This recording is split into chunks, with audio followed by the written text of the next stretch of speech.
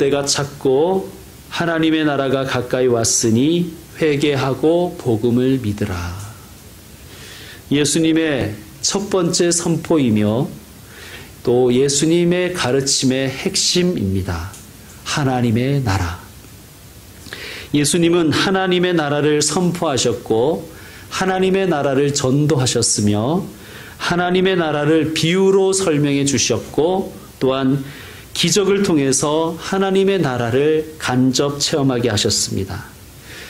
제자들과 함께 하나님 나라 백성 공동체를 이루어 사셨습니다. 하나님의 나라는 예수님의 목표였고 예수님의 그 자체였습니다. 예수님은 하나님의 나라를 선포하고 전도하고 가르치고 이 땅에 임하게 하기 위해서 먼저 준비하셨습니다. 9절을 참고하면 예수님은 갈릴리 나사렛에서 자라셨습니다. 나사렛이라는 동네는 갈릴리라는 지역의 아주 골짜기에 있는 작은 동네였습니다. 무척 가난했습니다. 갈릴리는 로마에 대한 크고 작은 무장 항쟁이 많이 일어났던 반골의 고장이기도 했습니다. 가난과 저항의 땅 갈릴리 나사렛에서 수많은 사람들의 죽음과 그리고 남겨진 가족들의 가난과 눈물을 예수님은 직접 보며 자라셨습니다. 또한 예수님은 우리가 지난 주일에 같이 묵상했듯이 세례 요한에게 배우셨습니다. 배운다는 것은 절대 부끄러운 것이 아닙니다.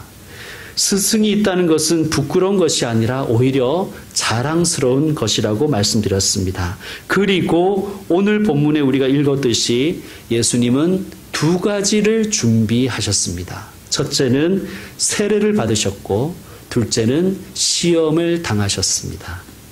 첫째, 예수님은 세례를 받으셨습니다. 이상하지요?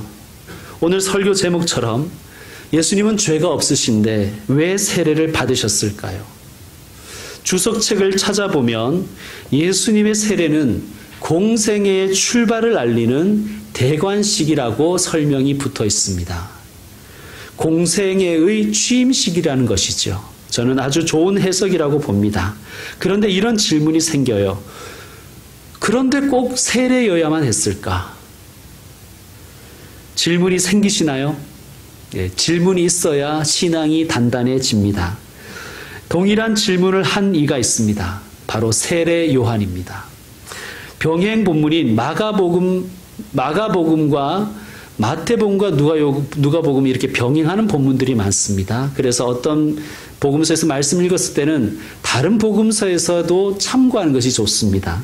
자, 병행 본문인 마태복음 3장을 한번 찾아보겠습니다. 마태복음 3장. 마태복음 3장 13절부터 15절까지입니다. 13절은 제가, 14절은 여러분이, 그리고 15절은 다 같이 읽겠습니다. 먼저 마태복음 3장 13절을 제가 읽도록 하겠습니다. 이때에 예수께서 갈릴리로부터 요단강에 이르러 요한에게 세례를 받으려 하시니 요한이 말려 이르되 내가 당신에게서 세례를 받아야 할 터인데 당신이 내게로 오시나이까. 예수께서 대답하여 이르시되 이제 허락하라. 우리가 이와 같이 하여 모든 의를 이루는 것이 합당하니라 하시니 이에 요한이 허락하는지라. 아멘. 예수님이 세례 받으러 나오자 요한이 펄쩍 뛰는 겁니다. 아이고 선생님, 제가 선생님께 세례를 받아야 되는데 말도 되지 않습니다. 무슨 소리를 하십니까? 그러자 예수님이 뭐라고 말씀하세요? 이제 허락하거라. 우리가 이와 같이 하여 모든 의를 이루는 것이 합당하다라고 말씀하셨습니다. 자, 예수님이 세례 요한에게 세례 받으신 이유, 죄 없으신 예수님이 세례를 받으신 이유를 예수님은 뭐라고 말씀하십니까? 모든 의를 이루기 위해서라고 말씀하십니다. 의라는 것은 무엇일까요?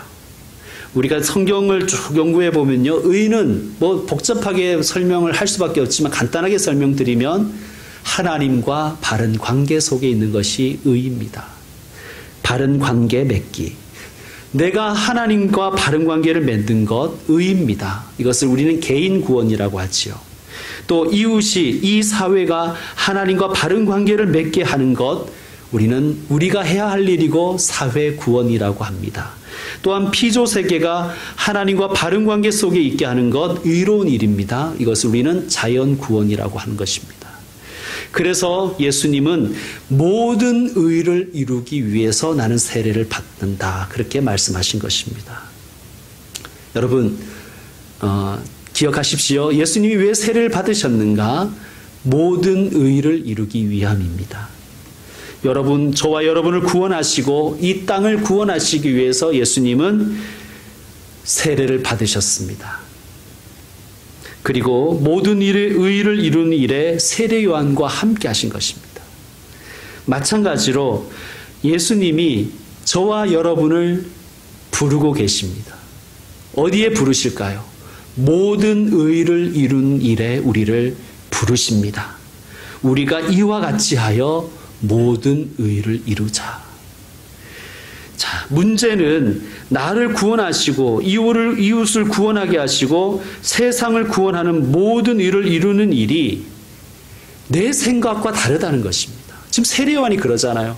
아니 선생님, 제가 당신께 세례를 받아야지 어떻게 당신이 제게 세례를 줍니까? 저는 못합니다. 그러니까 세례 요한이 생각하는 것과 예수님이 생각하는 것이 다를 때 우리가 참 어려움을 많이 겪습니다. 그런데 저는 여러분, 이 지점이 우리의 신앙에 있어서 매우 중요하다고 생각합니다.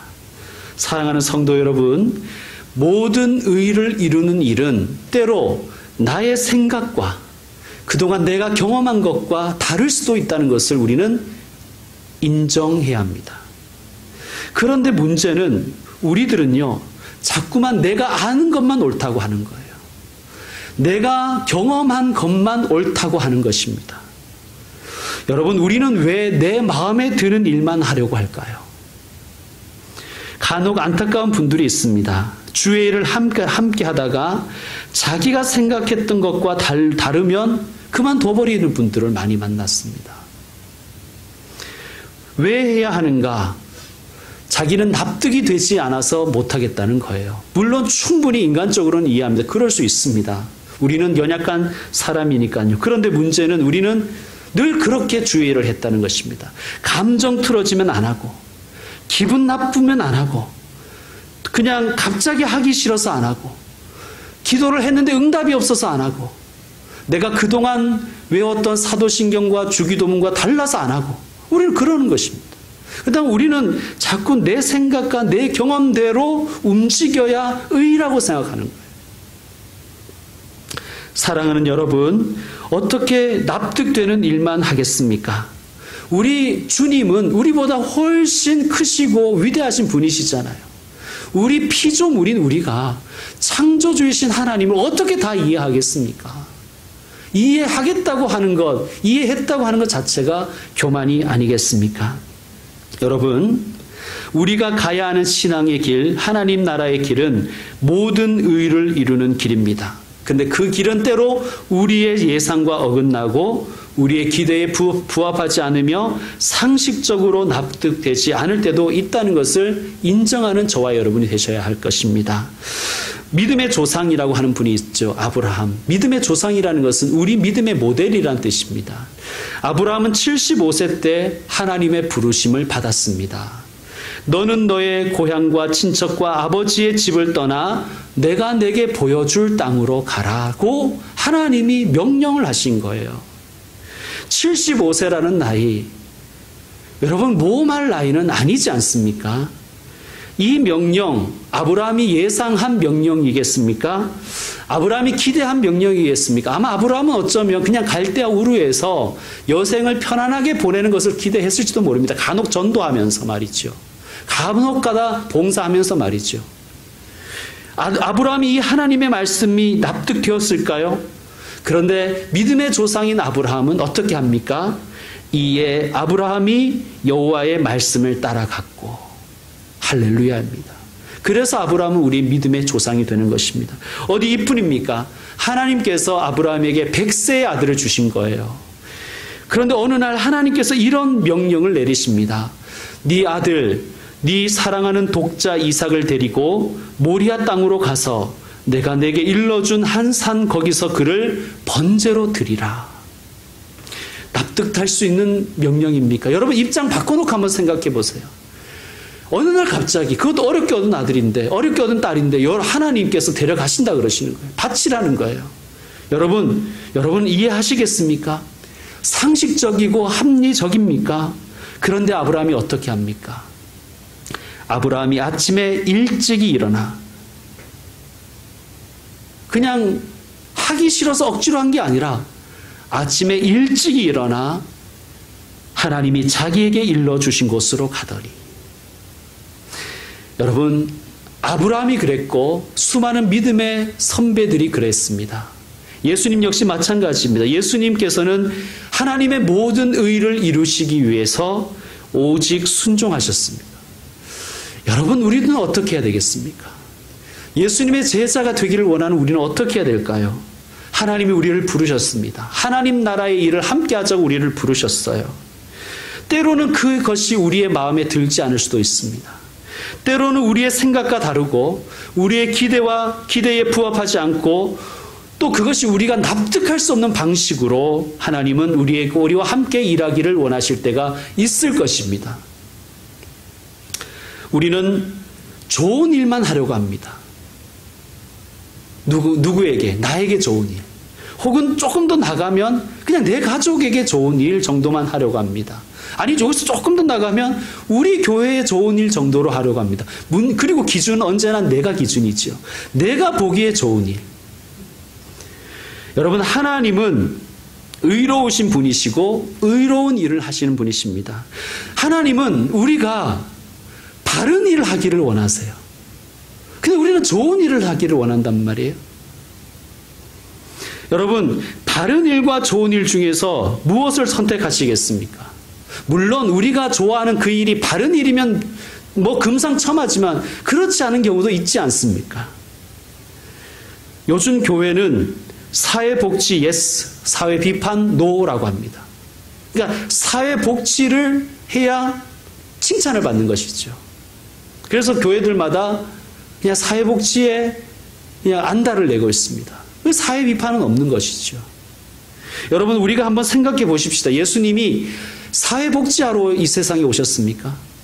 만약 예수님이 사회복지하러 이 세상에 오셨다면 바리새인들과 로마의 지배자들과 귀족들과 부자들은 예수님을 무척 사랑했을 것입니다. 예수님 엄청 예쁨 받으셨을 거예요. 후원금도 많이 받았을 것입니다. 그러나 예수님은 바른 일을 하셨고 바른 길을 가셨고 결국에는 십자가에 못 박히셨습니다. 우리는 그 예수님을 믿는 것입니다. 사랑하는 성도 여러분, 좋은 일을 하는 것 중요합니다. 좋습니다. 그러나 좋은 일을 하기보다 먼저 우리는 옳은 일을 하기 위해서 애쓰고 기도하고 노력하는 성도가 되어야 될 줄로 믿습니다. 자, 그렇다면 또 질문이 있죠. 그렇다면 왜 하필 세례인가? 왜 하필 세례인가 하는 것이죠. 오늘 말씀 마가복음 1장 10절 말씀에 보면 이런 말씀이 있습니다. 곧 물에서 올라오실세. 자, 물에서 올라오셨다는 거예요. 그러니까 물속에 들어가셨다는 얘기죠. 세례라는 단어를 헬라어로는 밥티조라고 하는데 그 뜻은 물에 잠기다라는 뜻입니다. 실제로 침례 교회에서는 세례 줄 때 강이나 바다 혹은 교회에 큰 욕조, 세례조가 있어서 침례 목사님이 세례받는 분을 안고 물속으로 쑥 들어갔다 나옵니다. 머리까지 완전히 잠기죠. 저는 침례가 참 좋다고 생각합니다.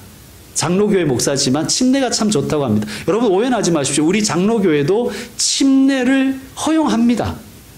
근데 우리가 편의상 못하는 거예요. 그래서 우리는 어떻게 합니까? 장로교회는 주로 머리에 물을 얹죠. 이렇게 머리에 물을 얹죠. 이것은 머리까지 잠겼다는 그런 표시입니다. 자, 예수님은 물에 잠기셨고 물에서 올라오셨습니다. 자, 물 속에 들어간다는 것은 뭘 상징할까요? 죽음을 상징합니다. 그렇다면 물에서 올라오는 것은 무엇을 상징할까요? 부활을 상징합니다. 예수님의 죽음과 부활. 예수님의 세례는 예수님의 십자가와 부활을 상징하는 것입니다. 그러므로 예수님께서 전생애를 통해서 이루실 모든 의를 집약적으로 보여주는 것이 예수님의 세례입니다. 사도 바울은 고린도전서 10장에서 세례를 이스라엘이 홍해를 건넌 사건과 비교를 하고 있습니다. 여러분, 애굽을 탈출한 이스라엘이 홍해를 건너지요. 애굽, 이집트 쪽에서 보면 홍해 안으로 들어가는 것이 아니겠습니까? 그게 죽음입니다. 그러나 애굽 건너편, 이 가나안 땅 쪽에서 보면 물에서, 바다에서 다시 나오는 것이잖아요. 부활입니다. 즉, 노예로 살던 옛 이스라엘은 죽고 이제 약속을 땅을 향하여 나아가는 자유인 새 이스라엘로 다시 태어나는 사건이 홍해 사건입니다. 세례가 마찬가지죠. 세례는 죄의 노예로 살던 우리의 옛사람이 죽고 하나님 나라 백성으로 거듭난 사람으로 다시 사는 것, 세례입니다. 여러분, 그러므로 세례 혹은 입교는 우리에게 이렇게 중요한 것입니다. 여러분, 인생 최고의 이벤트는 바로 세례식입니다. 여러분, 혹시 세례 아직 안 받은 분이 있으면 세례 받기를 사모하시고요. 자녀들 가운데 세례를 받기를 권면하시고, 또 유아 세례 받은 분들 중에는 입교 받기를 또한 사모해야 될 것입니다. 옛사람은 죽고 거듭난 새 사람으로 살겠습니다. 이 고백과 선포가 세례입니다. 자, 예수님께서 세례를 받으시고 물에서 올라오시는 장면, 예수님의 구원 사역, 하나님의 의를 이루는 모든 이 전체적인 그림을 압축적인 것으로 보여주는 것이라고 제가 말씀드렸습니다. 그때 어떤 일이 일어났죠?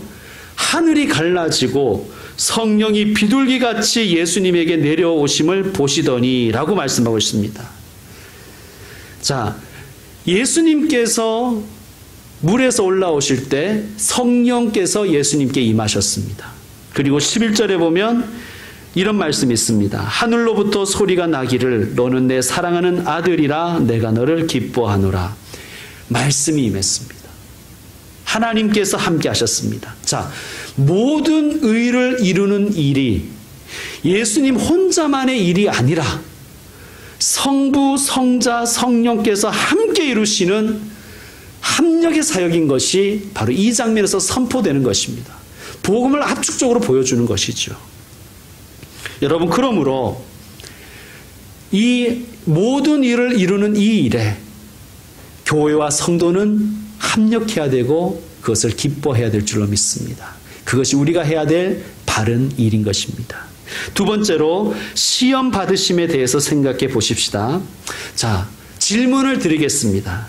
자, 이 자리에는 아마 전부 학창시절을 지내온 분들이 계실 거예요. 지금도 혹시 학창시절 공부하고 계시는 분이 있는지 모르겠지만 거의 제가 보기에는 대부분 학업 시절을 마치고 지금 학업 시절을 이제 추억으로 간직하신 분들이 많을 텐데요. 자, 기억을 떠올리셔서 한번 제가 질문 드리겠습니다. 나는 시험만 기다렸다. 시험만 기다리고 시험이 너무 좋았다. 시험 날이 너무 즐거웠다. 이런 분 계십니까? 뭐 있어도 손을 드시겠습니까? 그죠? 예. 엄청난 저항을 예상하기 때문에 그러지 않으실 것입니다. 자, 우리들 대부분은 시험이 즐겁지 않습니다. 하나도 기쁘지 않아요. 즐겁지 않고 기쁘지 않은 시험. 그러면 다시 질문 드리겠습니다. 시험은 필요 없는 것입니까? 그렇진 않죠. 즐겁지 않지만 시험은 필요합니다. 우리는 이 두 가지를 동의하는 거예요. 즐겁지 않은 시험이지만 시험은 반드시 필요하다. 왜 그렇습니까? 시험을 쳐봐야 내 실력을 알거든요. 그럼 내가 뭘 더 열심히 해야 되는지를 알기 때문이 아니겠습니까? 여러분, 예수님도요, 시험을 별로 좋아하지 않으셨나 봐요. 예수님께서 우리에게 기도를 가르쳐 주실 때 이렇게 하라고 하셨죠. 우리를 시험에 빠지지 않게 하시고. 그리고 오늘 말씀 12절을 보니까 이런 말씀이 있어요. 성령이 곧 예수를 광야로 몰아내신지라. 여러분, 헬라어를 보니까요, 몰아내신지라에 해당하는 단어가 강제로 끌고 가는 것을 이야기하더라고요. 그러니까 예수님도 시험 당하는 것을 즐거워하지 않으셨어요. 그러나 꼭 필요했기에 성령께 이끌림 받으셔서 광야로 가신 것입니다. 광야에서 시험을 받으셨습니다. 며칠 동안요? 40일 동안. 근데 우리가 요한계시록을 하면서 우리가 살펴봤지만 40이라는 숫자를 꼭 수학적으로 생각할 필요는 없습니다. 이것은 충분한 고난의 기간을 이야기합니다. 광야에서 40일을 계시면서 충분한 시간 동안 사탄에게 시험을 받으셨다는 말씀입니다. 그 시험 과목이, 시험 내용이 마가복음에는 나오지 않지만 마태복음과 누가복음에는 나옵니다. 무엇이었습니까? 돌로 떡을 만들어 먹으라, 성전에서 뛰어내려 보라, 사탄에게 절하라 라는 것이었습니다. 이 시험은 결국 무엇일까요? 모든 의를 이루려고 하지 말아라는 그러한 시험입니다. 너만 생각해라. 지금 네 코가 석자인데 하나님의 일 웃기지 말아라. 이웃사랑 그래 다 좋은데 일단 너부터 좀 챙기고 봐라. 여러분 다시 말씀드립니다.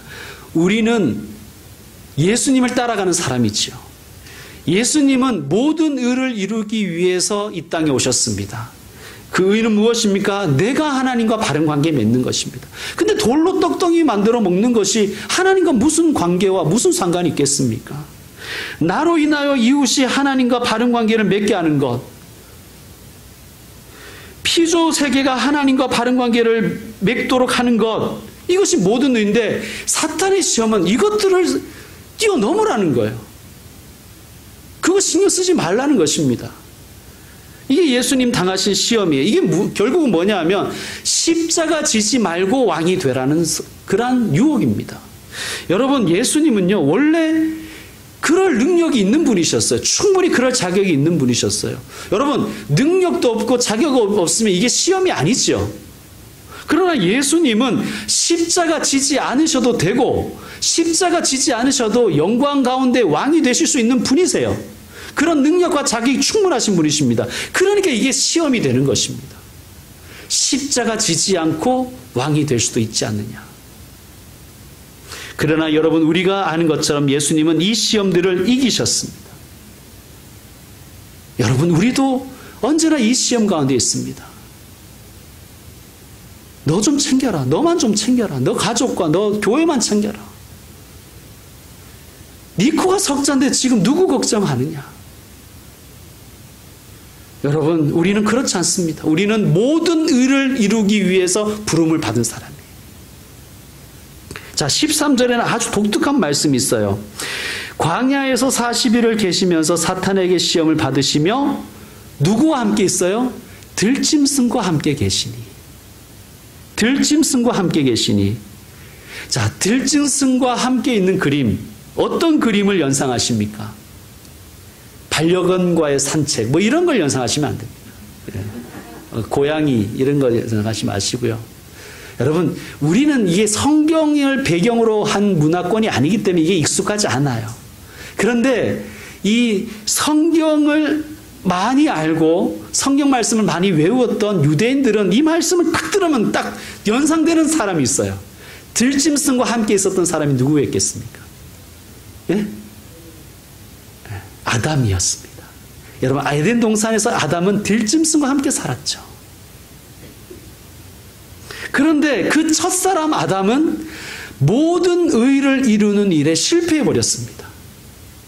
선악과를 따먹음으로 하나님과 바른 관계 속에 있는 것이 그것에 실패했고요.